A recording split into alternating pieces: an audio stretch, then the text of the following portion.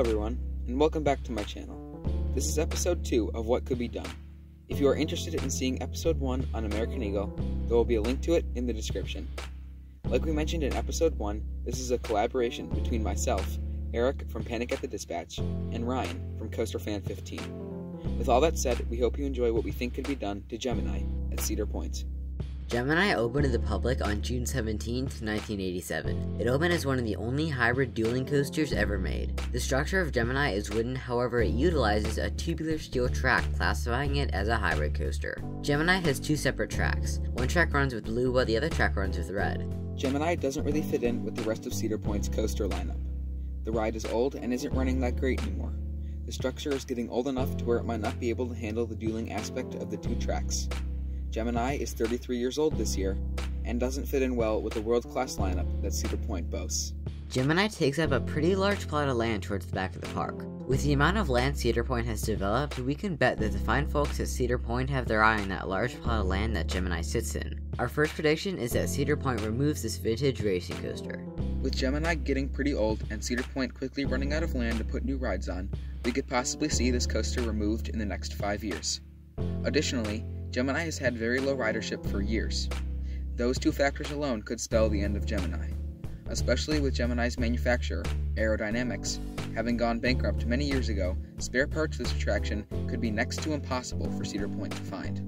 If Gemini does get removed in the next couple of years, we can bet that Cedar Fair will waste no time finding a better replacement for this old coaster. If Cedar Point was interested in appealing more to families, they could add a nice family coaster in that plot of land. 2 manufacturers we know Cedar Fair has worked with recently are TCI and MACK rides. In that plot of land, a GCI family coaster similar to Invader at Busch Gardens Williamsburg would be a nice fit. However, that doesn't fit into Cedar Point's mission to push records as far as they can go. Another manufacturer Cedar Fair has worked with recently is MACK Rides.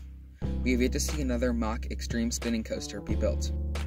We could see MACK and Cedar Fair team up to create a new extreme spinning coaster. With Cedar Point loving world records and only having time travelers records standing in the way, this could be a no-brainer for Cedar Fair. Copperhead Strike and Time Traveler both cost $26 million. We know that Cedar Fair is willing to spend that much money on a single coaster. Plus, Time Traveler's records won't be that hard to beat. This could be a perfect fit for Cedar Point.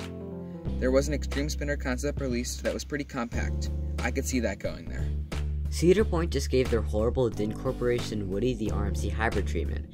I am of course talking about one of the best coasters ever made, Steel Vengeance. Steel Vengeance was a very worthwhile investment. However, it created a large hole in Cedar Point's coaster lineup. They no longer have a good wind coaster. I mean, not that Main Street was good, but you get the point. Like we previously mentioned, Cedar Point doesn't really appeal to families. If they were interested in diversifying their already incredible lineup, a GCI family coaster would be a perfect fit. I could see a compact layout like Invaders, but with the height and speed of Gold Striker or Mystic Timbers. All 3 of these previously listed coasters have gotten rave reviews and are some of the best looking wind coasters ever made. If Cedar Point went the GCI route, they could market it as a family attraction. It would be a good step up from Blue Streak. They could even make the height restriction 46 inches, which would really cater to families. Gemini's plot of land is approximately 930 feet by 275 feet. There is also some stuff that could be moved to a different location in the park. Taking that into account, the plot of land could be about 1,100 feet by 325 feet. I think that there could be enough room to fit both of these coasters in that plot of land. They would have to move stuff around and go for very compact models, but it could be possible for them to fit 2 coasters in that space. However, there is one option that Cedar Point could also go with: restoration. Cedar Point could reach out to S&S Sansei.